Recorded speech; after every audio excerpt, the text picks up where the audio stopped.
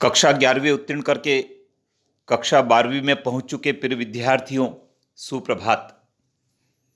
विद्यार्थियों, आज 1 जून है और मई के पूरे माह में हमने इस चैनल के माध्यम से लेखा शास्त्र और व्यवसाय अध्ययन विषय को पढ़ा है।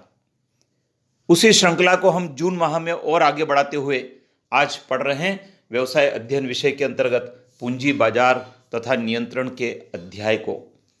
विद्यार्थियों, आज की इस वीडियो में 3 महत्वपूर्ण प्रश्नों के आदर्श उत्तर शामिल किए गए हैं। परीक्षा में यदि ये प्रश्न आते हैं तो आपको आदर्श उत्तर लिखना चाहिए, सटीक लिखना चाहिए, जिससे कि परीक्षक आपको पूरे नंबर दें।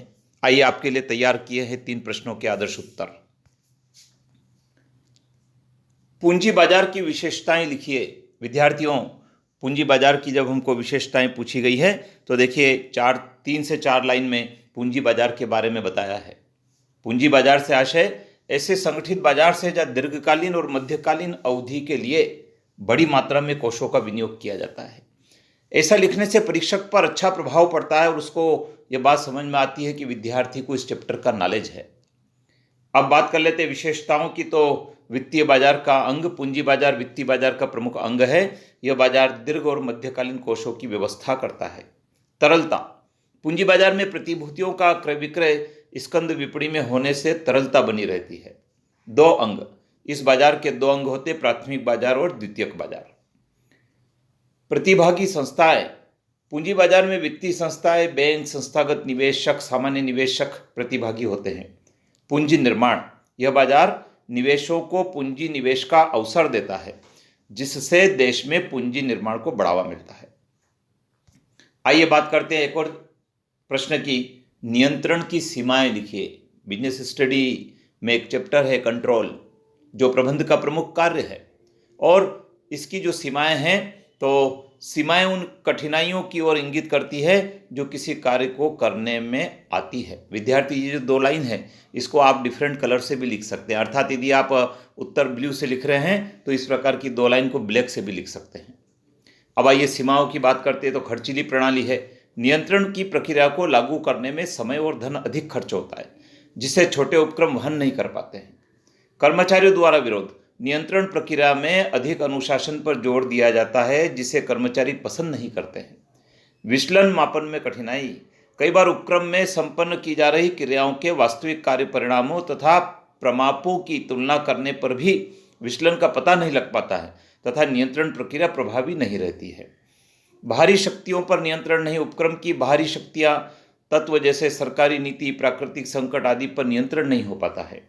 गुणात्मक मानकों का निर्धारण कठिन, जब नियंत्रण प्रक्रिया में गुणात्मक मानक निर्धारण करना हो तो कठिन होता है, जैसे कर्मचारियों के मनोबल को निर्धारित करना। तो विद्यार्थियों, ये नियंत्रण की 5 सीमाएं मैंने आपको बताई, जिनको कठिनाई भी कह सकते हैं। और बात करते हैं प्राथमिक एवं द्वितीयक बाजार में अंतर। बहुत महत्वपूर्ण होता है ये परीक्षा के लिए।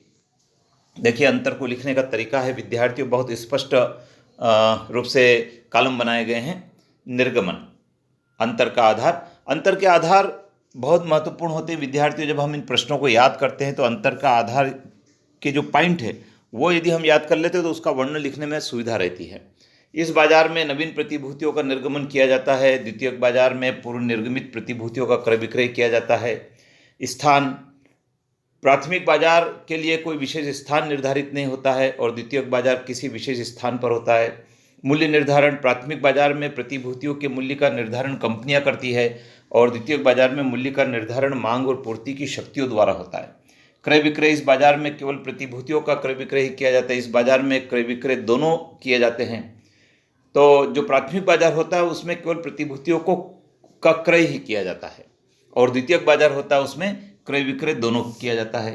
क्रम, प्राथमिक बाजार में व्यवहार द्वितीयक बाजार के पूर्व होता है और द्वितीयक बाजार में व्यवहार प्राथमिक बाजार के पूर्व होता है। तो ये विद्यार्थी एक 5 अंतर के आधार को मैंने एक्सप्लेन किया है। आपके पास बिजनेस स्टडी की पुस्तक जो भी है उसको आप पढ़ लें और पढ़कर स्वयं भी आदर्श नोट्स बनाने का प्रयास करें। और मैंने जो आपको शेयर किया इनकी भी आप मदद ले सकते हैं, जिससे कि परीक्षा में बेहतर उत्तर आप लिख कर आ सके। विद्यार्थी चैनल पर बने रहें, क्योंकि इस चैनल पर हम और वीडियो के साथ आपसे मिलेंगे और उसमें हम बात करेंगे लेखा कर्म के चैप्टर की। जय हिंद।